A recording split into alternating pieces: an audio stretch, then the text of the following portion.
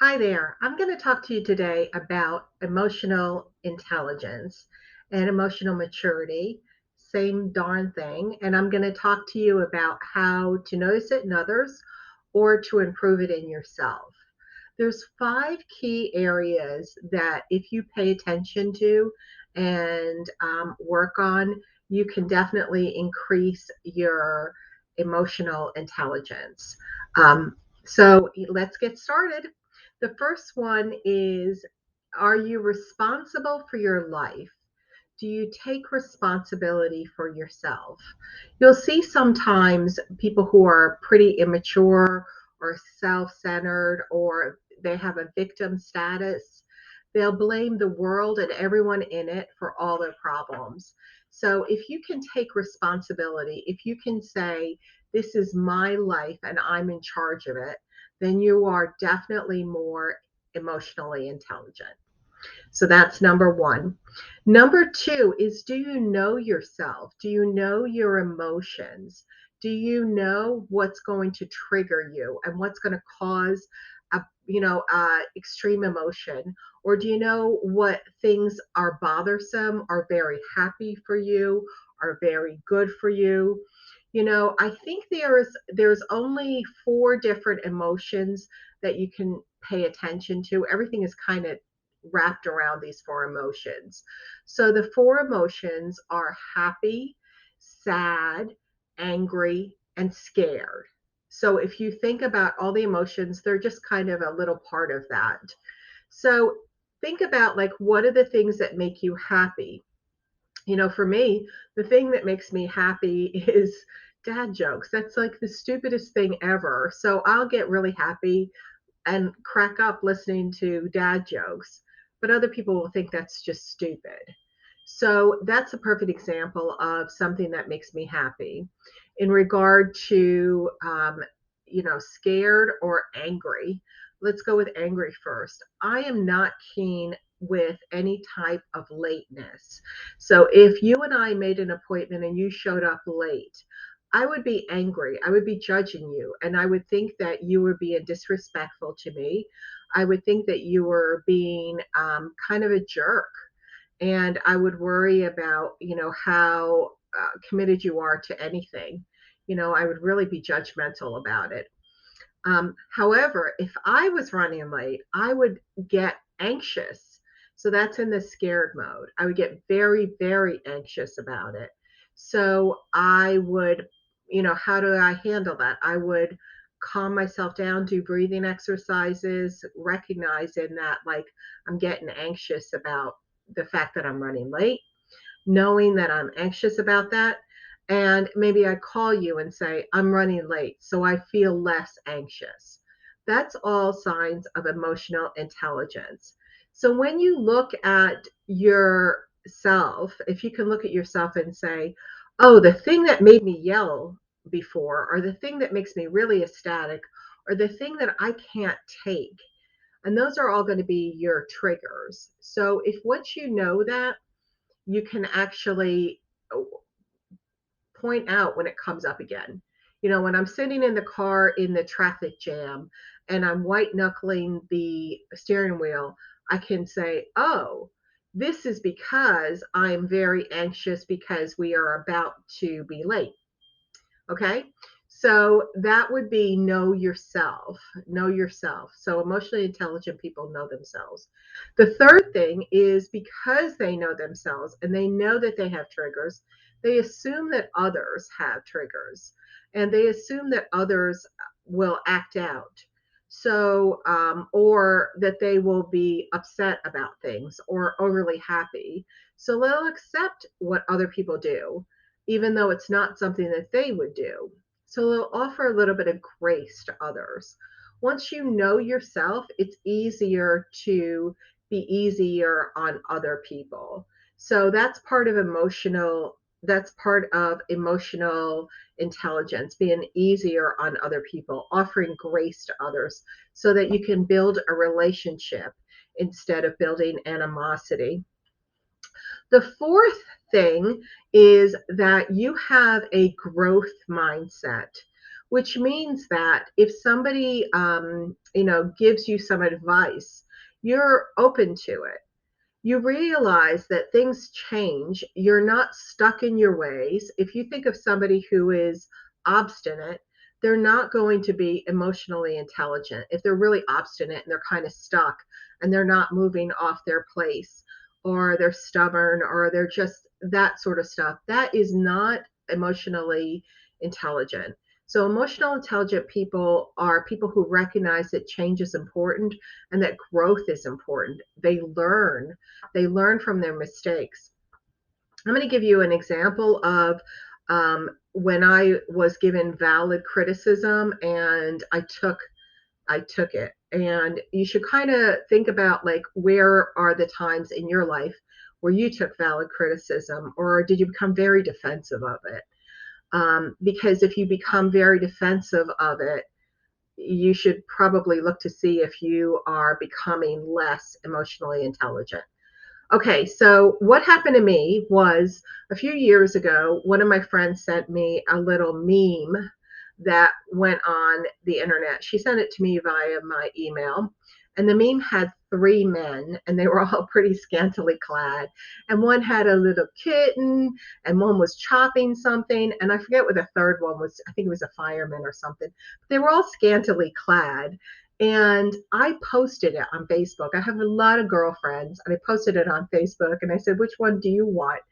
And my friends, my girlfriends, all were like joking about it and laughing about it. And one of my male friends chimed in, and he said, "You're objectifying men." And I went, "Oh my God, I totally am. I totally am." I looked at the meme in a different light, and I saw that, like, I was truly objectifying men. So I took it down and I thanked him. I haven't done anything like that since. And I was embarrassed that I did something like that. And I realized, like, I thought I was being funny, but it was not funny. There was men who were feeling bad about it. So that's a critique, and it was a valid one, and I acted on it. I took it into consideration and I stopped it. So there's other times where you can get some kind of feedback that is not valid. Maybe you do post something on Facebook that is, something that you've said, and people come at you for no reason, or they just try to pick a fight. Obviously, you don't want to be bothered with anything like that. If it's not valid and it's not going to help you grow, it's useless. There's people who just want to pick a fight. Don't pick a fight with them. Don't throw pearls before swine. Just let that go, move on. So that is the key to growth mindset. Are you able to take criticism? Are you looking for ways to adapt to change and how to move on with the world? Or are you being defensive about how you are now? And are you being obstinate that you will not change? If you're doing the obstinate, I'm not changing and I'm not taking on critique, that is not being emotionally intelligent. The final thing, number 5, the final thing is, are you solution based? So one of the ways to learn about solution based is, I'm going to give you two little sayings that I've learned over time. The first one is a paraphrase from Buddha. And Buddha said, um, if you find a problem, if there is a problem, but there is a solution to the problem, then you don't have a problem. In other words, if there's a problem, but there's already a solution, then fix it, to go for the solution, and you no longer have the problem. The second thing that he said was, if there's a problem and there's no solution, there is no problem. So basically, what he's saying there is, if there is a problem, or you're perceiving something as a problem, but there's no solution, there's no way to fix it, then it's not a problem. So if you say, "Oh my goodness, it's raining out," you can't fix that. There's no solution to it. You have to work around, you have to adjust and work around it. So that's being, solution oriented. That's not a problem. It's something that you have to adjust to. And then the first thing is, oh, I'm hungry. That's my problem. Well, there's a solution to that. Go cook yourself something. Okay? So, I'll give it to you now in a Western style, which might be helpful, and I'm sure you've heard this before. The Serenity Prayer. The Serenity Prayer says, Lord, grant me the serenity to accept the things I cannot change, except the rain, change the things I can. So, cook that meal for yourself, and the wisdom to know the difference between the two. So, if you are looking at problems, if you're encountering a problem and you want to be emotionally intelligent, then you want to focus on what is the solution to this problem? How can I solve it? What will be the easiest way around to get at it? So, I hope that helps explain each step. And I'm going to give you a quick summary so you can go through this pretty quickly. And at the end, there will be an area where you can write down all the steps. And I hope it's helpful, and I will talk to you in a minute. What is emotional intelligence, and how can you figure out if you have it or somebody else has it? There are 5 things to look for that will determine emotional intelligence. The first thing is, does the person take responsibility? Do they take responsibility for their actions and behaviors, or do they blame others for their trouble? If they own themselves, they're probably emotionally intelligent. Do they understand themselves? Emotionally mature people can identify what triggers their emotions, and they can also control on how they act on those emotions. Basically, they can self-regulate. Number 3 is that they can accept others. They know people have different triggers and that people see the world differently, so they're gracious in their interaction with others. They can see things from another's perspective.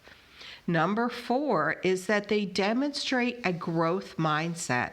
They can adapt to change. They look for ways to learn so they can grow. And they accept valid input and use it to learn and build better relationships. And finally, they use a solution-based model. Emotionally mature people focus on fixing the problem. They don't whine and complain about it and complain. They just look for solutions, always looking for solutions. So, in summary, they take responsibility, they know themselves, they accept others, they have a growth mindset, and they focus on solutions. If you do all of this, then you are most likely very emotionally intelligent. However, if you want to grow your emotional intelligence, if you look at each of them and try to increase in each one of these, then you will definitely develop your emotional intelligence level. And if you can keep working on them, you will definitely increase it significantly. You can really change your whole mindset. I hope that helps, and I hope this summary gives you some understanding and that the whole video gave you some understanding. If it was helpful for you, please leave a comment and like the video, as that will help with the stats. I appreciate you, and I look forward to seeing you soon. Bye now.